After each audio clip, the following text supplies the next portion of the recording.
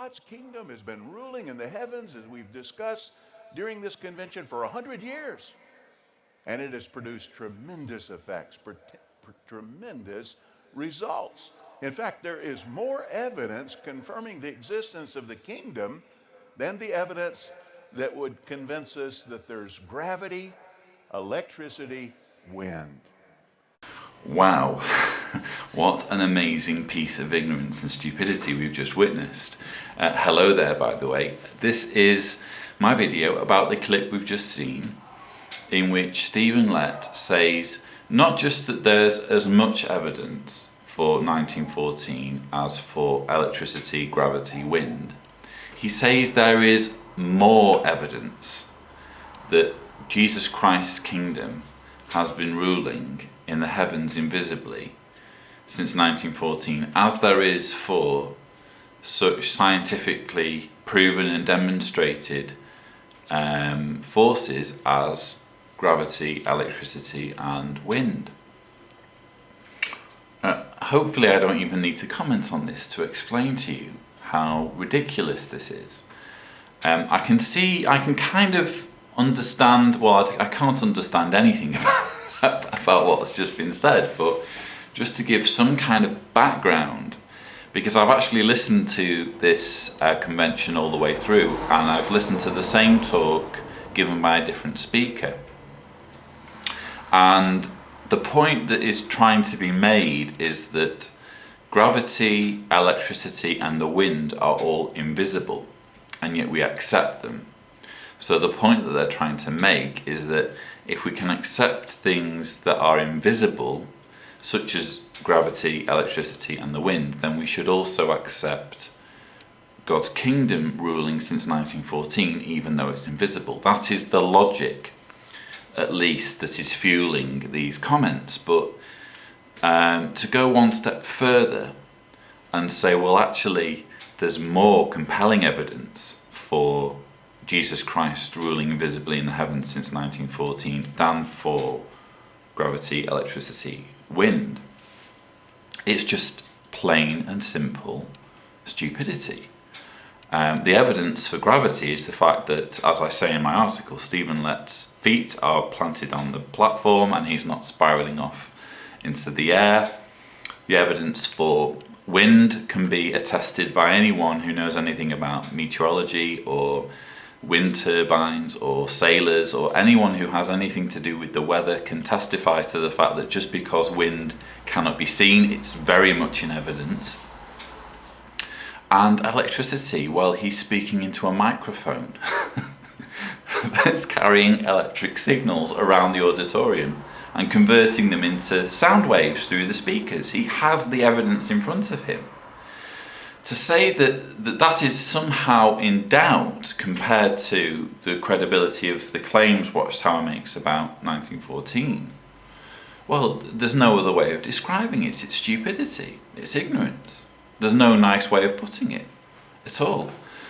And it's just worthwhile, if you are a Jehovah's Witness, who's perhaps stumbled on my videos, and I know that there are witnesses who watch my videos. I get messages from them from time to time, both good and bad, because I think that there are witnesses visiting my channel who are loyal to Watchtower, but when they start to kind of understand the counter arguments, it starts to come undone a little bit. But if you are a witness watching this video, just think about it. Watch the clip again. It's right at the start of the video. Watch the clip again. Listen to Stephen Lett's words and try to make them correspond with the words of a sane, normal, educated, literate person. And unfortunately, you'll come to the realization that Stephen Lett, well, he may be those things, but not to the degree. Well, I think he does know that there is more evidence for electricity, the wind, and gravity. But unfortunately, when you are deluded enough to believe that you are a spokesperson for God, that you are God's mouthpiece, that you are one of his chosen, a limited number of his chosen leaders on the earth, you can bring yourself to say and do pretty much anything. You can bring yourself to excuse things. You can bring yourself to say things that are outrageously stupid and illogical, and that's what we've just witnessed. Stephen wants there to be more compelling evidence for 1914, or at least he wants it to be just as compelling, but it's impossible. How can you prove? I've done this in the Cedars challenge. I'll put a link here for anyone who wants to see the Cedars challenge. But that's my challenge, is that, let's see some evidence for the claims made by Watchtower. Let's see some evidence for the fact that Jesus appeared, invisibly in 1914.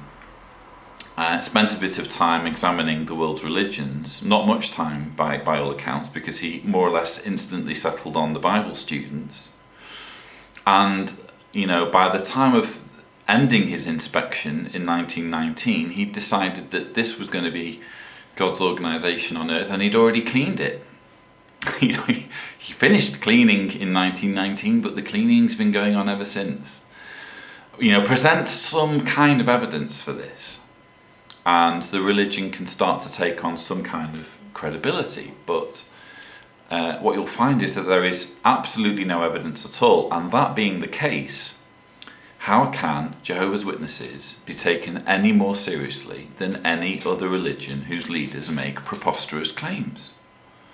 Look at any religion, any of the major religions, look at their founders, look at their leaders, and show me one that doesn't claim that its leaders or founders have some kind of direct relationship with God or revelation from God.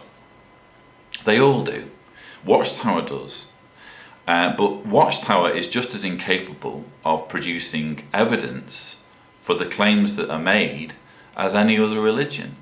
So you have to then ask the question, well, what makes my religion special?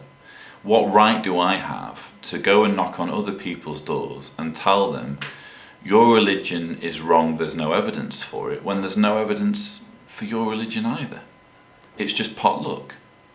It's pot luck that you, in most cases, were raised as a witness or were exploited at a time when you were emotionally vulnerable. I know I'm not saying that everyone who becomes a witness from the ministry is emotionally vulnerable, but I think a lot are.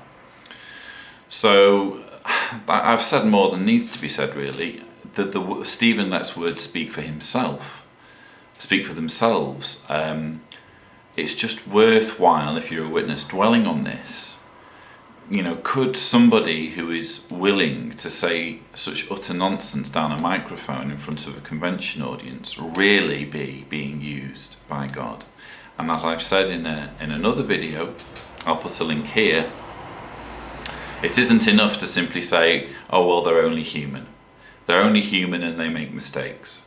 Well, if they're only human, then let's see them act as though they're only human and not punish people for disagreeing with them. So anyway, those are my thoughts. I'm done now with my critiquing of the latest madness to come from the lips of the governing body, but something tells me this won't be the last video on that subject. And thank you for watching.